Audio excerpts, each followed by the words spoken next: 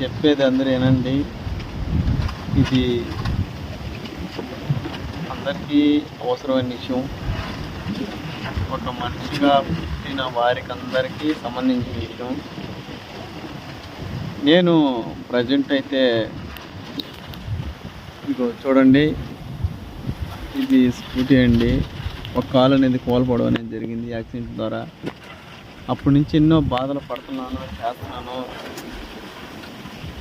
కొద్దిగా నేను ఇబ్బందుల్లో పడడం అనేది జరిగింది. నేను ఎన్ని పక్కన పెట్టి ముందుకి సాగాలి, ముందుకు వెళ్ళాలి అనే దృష్టితో కష్టపడి జీవిస్తూ ఉన్నాను. అనుకోకుండా అనుకూలంగా లేని విషయాలు అనేది నేను ఎదుర్కొంటున్నాను. చాలా విషయాలు అనేది నేను రుచి చూస్తూ ముందుకు వెళ్తూ బాధపడుతూ వెళ్తున్నాను. అది నలుగురికి చెప్పలేక అనేది కొద్దిగా ఇబ్బంది అవ్వడం అనేది జరుగుతుంది. ఇలాగా ఈ సోషల్ మీడియా ద్వారా ఒక ఛానల్ అనేది నిర్మించి యూట్యూబ్ ద్వారా అందరికీ నాలో ఉన్న ఆవేదన అందరికీ ఇలాగా ఈ ఛానల్ ద్వారా చెప్పాలనుకొని వచ్చి ఛానల్ క్రియేట్ చేసి ఇలాగా ముందుకనేది వీడియోల రూపంలో తీసుకురావడం అనేది జరుగుతుంది. మీరు ఏమైనా ఎట్టయినా అనుకోండి, నాకైతే ఇబ్బంది లేదు. కానీ నాకు నచ్చినట్టే బతుకుతా, నాకు నచ్చినట్టే ఉంటా, మంచిగానే ఉంటా, మంచిగానే బతుకుతా, మంచిగానే వెళ్తా. అంతేగాని నేను రుచి చూసిన విషయాలు ఏంటంటే, నేను కష్టపడి జీవిస్తూ ఉన్నా. మనకంటూ ప్రత్యేకత ఏదీ లేదు. ఒక పని, ఒక ఇది అని ఎవడు హెల్ప్ చేసేవాడు లేడు. మన ఎంతోమందిని చూసా, ఎన్నో రాజకీయ నాయకుల కాడికి వెళ్ళా, ప్రయోజనం అయితే లేదు. నా సొంత స్వయం కృషితో నేను ముందుకు వెళ్తూ కష్టపడి జీవిస్తూ ఉన్నా. ఎన్నో ఛానళ్ళు వెతికా, ఎన్నో చూసా, ఎన్నో బ్యాంకుల చుట్టూ తిరిగా. లోన్లు అనేది మనకి సహాయం అనేది అని చెప్పిలా మనకి ఏం చేయాల. అప్పుడు ఏది లేనప్పుడు మనం ఏం చేస్తాం, మనకు అనుకూలంగా ఉండే వృత్తిని ఎంచుకుంటాం. అన్నీ చూసి చేసి మన వల్ల కాక ఒక మత్స్యకారిగా మారాను. ఈ మత్స్యకారిగా మారి చాలా దెబ్బలైతే తిన్నాను. అంటే చాలా ఎదుర్కొన్న బాధలు. ఎక్కడ పట్టినా ఎక్కడ చేసినా చెరువులు పాట పెట్టడం అంటే తప్పుగా లేదు, పాడుకుంటున్నారు, చేసుకుంటున్నారు. గవర్నమెంట్కి సంబంధించి పాట లేని చెరువులు కానీ మడుగులు కానీ ప్రజలకు వదలటం లేదు. ప్రజలు పాట పాడితే ఒక్కడు బాగుపడతాడు. నేను చెప్పేది బాగా ఆలోచించండి. నాలో తప్పు అయితే మీరు కామెంట్ చేయండి. ఒక చెరువు పాట పాడితే ఒక్కడ మాత్రమే బాగుపడతాడు, ఒక కుటుంబం మాత్రమే బాగుపడుతుంది. అదే చెరువుని పాట లేకుండా నిర్మిస్తే ఎన్నో కుటుంబాలు బాగుపడతాయి. ఎంతోమంది దాని ద్వారా సంపాదించుకొని ప్రజలు అనేది బాగుపడతారు. సరైన గవర్నమెంట్ లేదు, సరైన రాజకీయం లేదు ఇప్పుడు వారికి. నేను ఆలోచించేది ఏంటంటే, మనకు ఒక పేదోడికంటూ మంచి రాజకీయం కావాలి. అంటే నేను నిజం రియల్గా మాట్లాడుతున్నానండి. ఇప్పుడు ఒక పేదోడికి సడన్గా ప్రాబ్లం అయితే గవర్నమెంట్ హాస్పిటల్కి పోవాలి. వాడు అదిగో ఇదిగోనే తలకి ప్రాణం ఉంటుందో పోతుందో తెలియదు. అదే ఉన్నవాడు, ఒక డబ్బున్నవాడు, ఒక కోటేశ్వర్లు అదేదన్నా ప్రాబ్లం అయితే చిన్నదానికైనా సరే కార్లు వేసుకుని రయ్యని వెళ్ళిపోతారు ప్రైవేట్ హాస్పిటల్కి.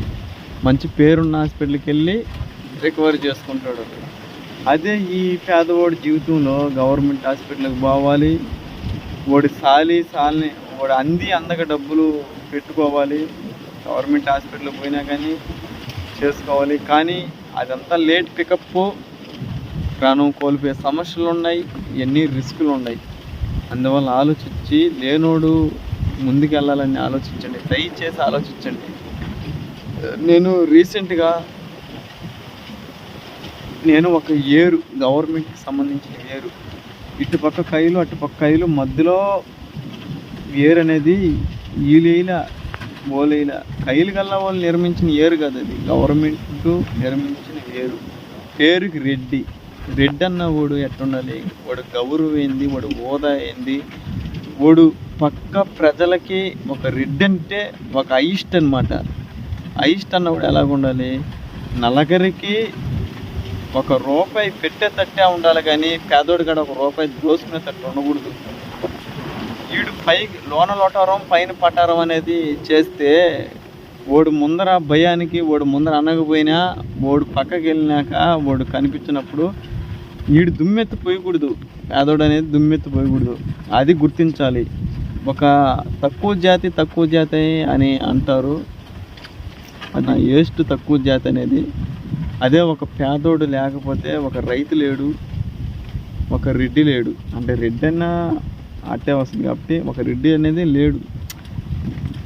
ఇప్పుడు 4 ఎకరాల పొలం ఉంది, ఎవడైనా అప్పిస్తాడు. ఏమీ లేని పేదోడికి ఏమి ఇస్తాడు? వాడు వాడు వాడు ఫ్యామిలీలో ఏదైనా రిస్క్ అయితే వాడు ఎట్ట కలగలేడు కదా, కాపాడుకోలేడు. అప్పటికప్పటికే చేసి చేయలేడు. డబ్బు లేనివాడు జీవితాలు అలాగనే ఉంటాయి. పేదరికంలో పుట్టా, పేదరికంలో పెరిగినా నాకు కొన్ని విషయాలు తెలుసు. ఉన్నవాడు ఏం చేస్తాడు, పెట్టి ఎంతైనా చూపించుకోగలుగుతాడు, లేనోడు ప్రాణం వదులుకుంటాడు. అవన్నీ చూశాను అండి.